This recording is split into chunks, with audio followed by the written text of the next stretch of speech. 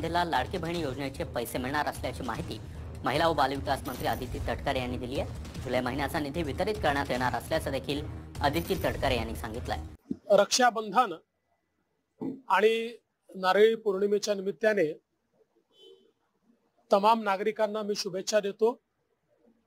विशेषतः आमच्या सर्व बहिणींना मी खूप खूप शुभेच्छा देतो।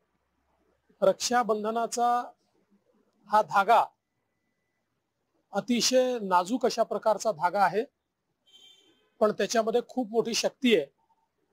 एकीकडे बहीण भावाचं नातं हे त्यातून खऱ्या अर्थानं अधोरेखित होतं आणि त्याच वेळी बहिणींचा आशीर्वाद, बहिणींचं प्रेम याची कवच कुंडलं ही भावाच्या पाठीशी उभी राहतात आणि भावाची शक्ती ही देखील बहिणीच्या पाठीशी उभी राहते। आणि म्हणूनच हेच नातं पुढे नेण्याकरता आमच्या सरकारने मुख्यमंत्री माझी लाडकी बहीण योजना देखील सुरू केली आहे आणि आमच्या बहिणींनी या योजनेला प्रचंड प्रतिसाद दिलाय।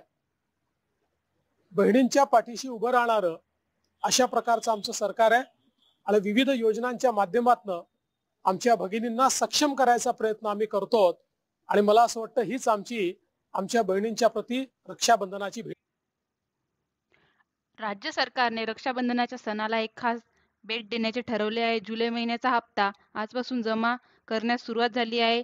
7 ऑगस्ट ते 9 ऑगस्ट दरम्यान जुलै आणि ऑगस्ट महिन्याचे दोन्ही महिन्याचे एकत्रितपणे 3000 रुपये पात्र लाभार्थी महिलांच्या बँकच्या खात्यामध्ये जमा होत आहे। ही रक्कम डीबीटीद्वारे महिलांच्या खात्यात जमा केली जाईल।